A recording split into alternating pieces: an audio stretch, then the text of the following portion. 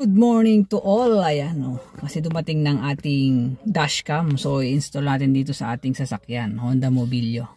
So, ito guys, oh. Ayan. So, naikabit ko na nga pala dito. Ngayon, papakita ko sa inyo ang pag-install ng back camera. Kasi may kasamang rear camera ito. So, yan. I-install natin. Pagagapangin natin dyan sa ceiling. Doon. Papakita ko sa inyo. Okay? Ayan. Ito nga pala yung camera natin, dashcam natin mga paps, mga guys. HD siya. Dual lens. Ayan, ito siya. Nagkasama na rin pala itong pag binili mo. 32 gig na memory card. Ayan, diba? Okay. So, ang kasama ng box pag bumili ka, syempre, check natin, Lagay ko na lang din yan sa description yung link kung saan ko nabili itong dashcam na to. Ito yung niya, yung sa power niya, ayan sinasaksak sa cigarette. Ayan, saksakan doon sa ating sasakyan mamaya. Okay? Tapos ito yung back camera niya. Ayan yan yung i-install natin at pagagapangin natin doon sa ceiling ng ating mobilyo. Ito yung camera niya, back cam. Okay, ayan. Yan yung i-install natin. Papakita ko sa inyo kung saan at kung paano ilagay ito, back camera. Okay, yan yung kasama niya pag bumili ka. Tapos ito yung pinakalagayan ay ito yung dinidikit do sa windshield. Ayan okay, yan yung ilalagay itong camera. Ganyan mga paps, mga guys. Okay, ayan, ganyan siya. Okay, tapos check din natin yan. Dito nilalagay yung sa power cord, tsaka dyan yung dito sa back camera. Ayan, ikakabit ng ganyan yan. Tapos, ilalagay dito sa windshield. Ayan. Okay. Ito yung isang type ng camera na dashcam na ilalagay sa windshield. Yung iba kasi, di ba, yung nilalagay doon sa mismong salamin sa likod.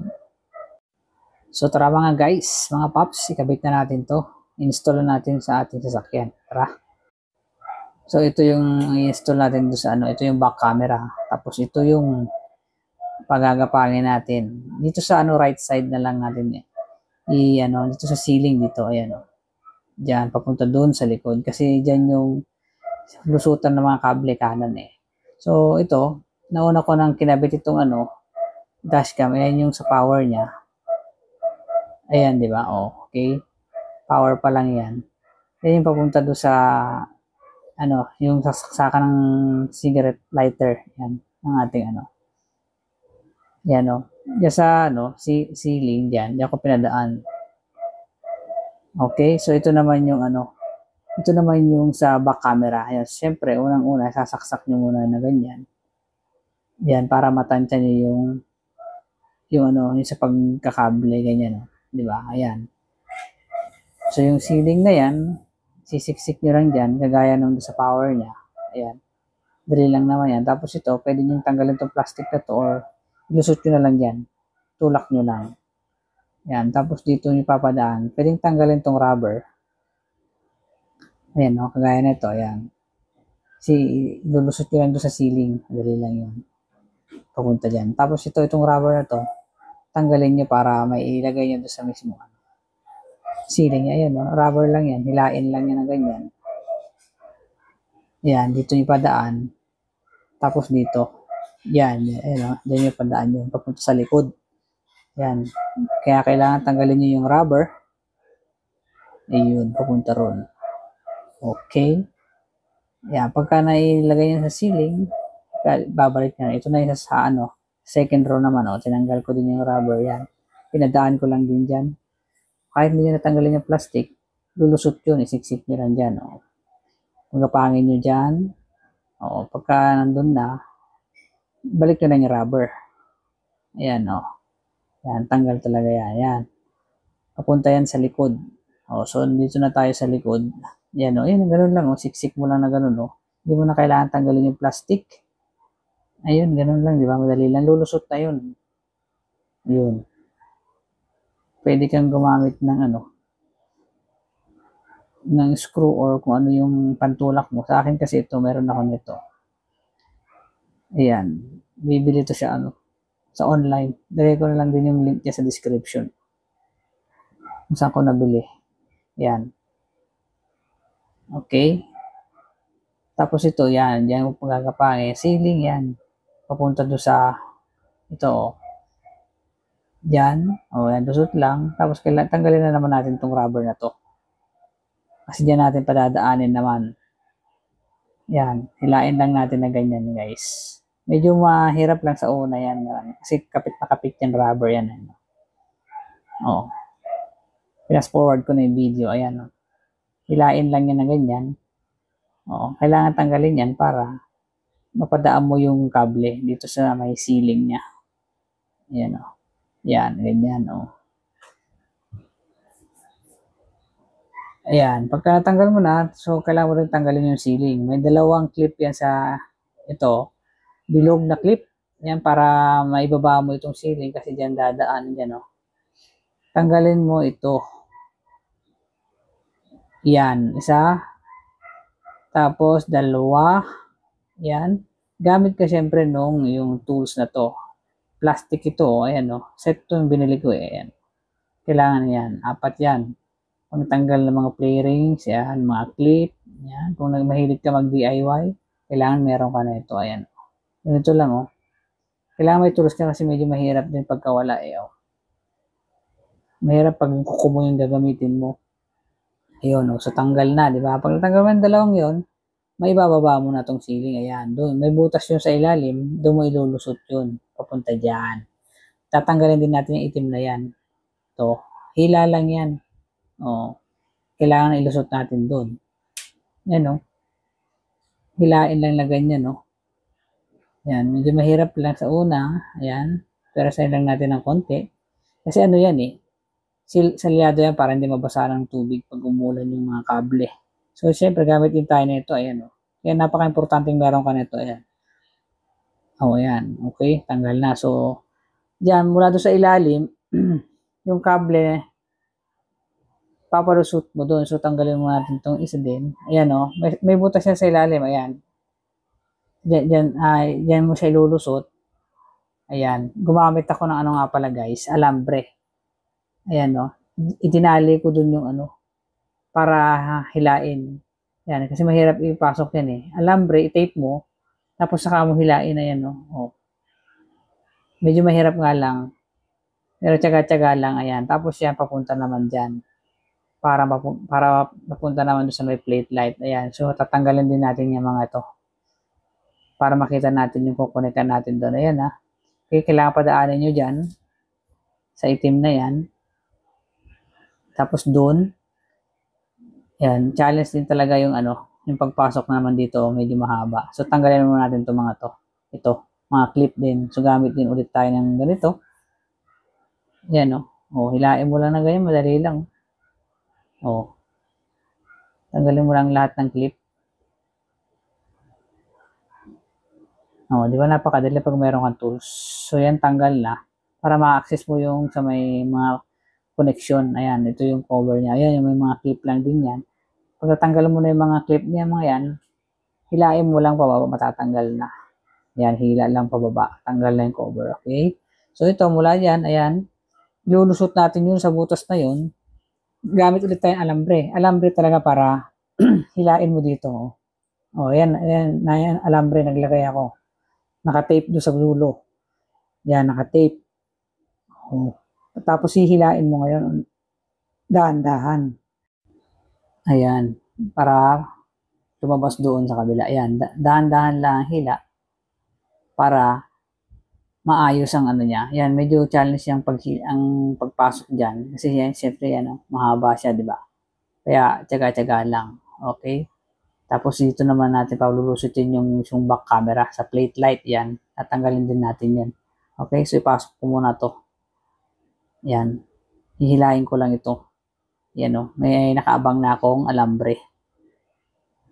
Yan. So nahila ko na. Tsaga-tsaga lang. Ayun di ba? Yan. Ayun So kailangan talaga gumamit ka ng alambre. Ayan. Okay, so tanggalin na natin ito. Yung alambre ko. Yung mahaba. Hilain yan. Para mas madali. Okay. So ngayon, ko-connect naman natin. Yun namang yung mismong back camera naman ang papadaan natin sa plate light. So ibabalik na lang natin itong itim na to. So ito yung back camera. Ito naman yung dito natin padadaanan. Ito kasi yung inudugtong natin dito mismo. Yan, sa kable na to, di ba? Yung red wire pala na yan, hindi ko na yan i-install sa reverse light ko kasi susunod na lang siguro. Bibili pa ako ng kable kasi na karagdagan niya. So ayan, yung kapadadaanin sa sa plate light, ayan kailangan tanggalin yung plate light. Okay? Ito para doon natin so tatanggalin ko muna para maipasok ko tong back camera. Diyan ko padadaanin, Pero syempre, kailangan muna natin itong back camera doon, idikit natin doon sa likod. So dito ko siya ipupwesto. Ayan, pag bumili kami kasama na yung adhesive, ayan para mas madikit siya, tsaka may tornilyo pang dalawa. Ayan. So dito ko ilalagay. Okay? Yan, dalawang butas 'yon. Tapos yan. Tapos susukatin mo na bubutasin mo na 'yon yung dalawang butas na yun para sa tornilyo. Ayan Diyan ko papadaan yung kable nito. Aalisin yung plate light. Okay na isa. Yan, dito ko i-install. Kailangan may tornilyo din dalawa yan para talagang matibay. Didikit ko muna itong mga pops, ha? So, ayan, dito, yung plate light na yan, tatanggalin ko yan para diyan ko papadaan yung mismong kable no, back camera. So, diyan ko lalagay. Tanggalin natin yung plate light. So, yun, dikit ko na at saka na-tornilyo ko na rin magkabila. Ayun, pinalitan ko isang tornilyo kasi nabali, Ayun, naipasok ko na rin yung kable kasi natanggal ko na yung plate light. Ang pagtanggal ng plate light nga pala ito, pupush mo lang doon sa likod. Tanggal na yan, May parang dalawang clip sa gilid na ba, i-push mo lang ng konti para matanggal. Yan, madali lang. Doon ito yung kable niya. Okay? Tapos babalik ko na lang tong plate light cover tsaka bulb. Ayan, ganyan lang. Babalik ko lang to. Ganyan, madali lang yan. Ipasok mo lang na ganun. Push mo lang din. Okay? So ayan na. Hilain lang natin yan. Ito yung dulo ng back camera at iyon ang sasaksak dito para magkaroon siya ng power dun sa camera. Okay? Yan. Papunta yan dyan. Okay? Itong red wire na to next gagawa na lang ako ng video kasi kulang maiksi itong red wire na to kaya kailangan ko pang dudugtungan ko papunta yan dito kasi ayan sa reverse light. Yan. Ito tatanggalin mo yung mga marami kang tatanggalin din sa gilid Okay, so ito hilain lang natin tapos ibalik natin itong plate light. Ayan. So, dito yan dudugtong. Okay, so dudugtong ko na yan. Tsaka nilagyan ko na rin ng tape para hindi kalat-kalat. Ayan, Okay. Abang lang yun yung, para sa reverse light yan. Yung red na yan. Ayan, kung makikita nyo yan, binalik ko na. Balik ko na. Doon ko pinadaan. Ayan, Naipit lang na konti, pero hindi naman ipit na ipit. Hindi naman masisira yun. Ayan. Okay, so, pwede na natin i-test ito bago natin ibalik itong cover. I-test muna natin, di ba? Kung okay. Madali lang yung pagbalik ng cover na yan. Okay, so kailangan natin, siyempre, punta tayo doon sa may camera. Doon, buksan natin ang makina. So, ito na, ayan na, Ito yung camera natin, dashcam natin. Siyempre, i-on muna natin yung So, ito nga pala guys, yung sa power naman niya, yung papunta sa cigarette lighter. Ayan, dito ko pinadaan, ayun. Hindi ko lang na pero dyan sa ilalim, sa may map niya. Tapos yung pag lumabas dyan, sa ilalim ko pinadaan sa may carpet ba. Ayan. Tapos ito yung diyan mo sasaksak sa lighter cigarette. Ayan. Doon yan sa ilalim. Okay, so isaksak na natin para magka-power na siya. Ayan, Doon lang din sa ceiling ko pinadaan yun. Tapos papababa sa ilalim ng dashboard. So on, pagka-on mo ng makina, so, automatic on na rin yan. Ayan, So, ayan na agad, yung harap. Tapos, yung maliit sa gilid, yan yung sa likod, Pwede natin, yan, bago-baguhin. Pwede lang natin. Try natin, explore natin to ha. Kasi, ayan. May settings din po. Record. Okay, ayan yung sa harap, yung gate. Kita. Ito yung sa likod, yung maliit na yun. So, paano natin yan? Explore natin. Yan. Check natin guys ha, kasi bago lang sa akin to eh. Iba din pala to, ano. Ito, ganito. Yan yung harap, yung likod, yung maliit na screen yun. Pinutin mo lang yun, oh, yung parang rotate niya. Oh. So, nagbago, naging dual. Yan yung harap, ito yung likod. Oh. Okay, so pinutin mo lang ito sa part na yun. You know, parang rotate. Okay, isa pa. Oh, pag gusto mo ng harap lang, yan lang sa harap. Isa pa ang pindot doon, likod lang. O, buong screen likod. Okay? Tapos pag pinindot mo pa ng isa yan, magiging dual. Ayun. Or maliit lang doon sa ano. Okay? So, gumagana naman yung in-install natin na front and rear camera ng HD na ano, dashcam, ano. Yung sa reverse light, pagka tinap mo yung sa yung red wire na yon, ano yun, pagka ni-reverse mo, ano yun, mag-automatic switch yun. Pero hindi ko na nilagay muna sa akin. Ayan na. Okay?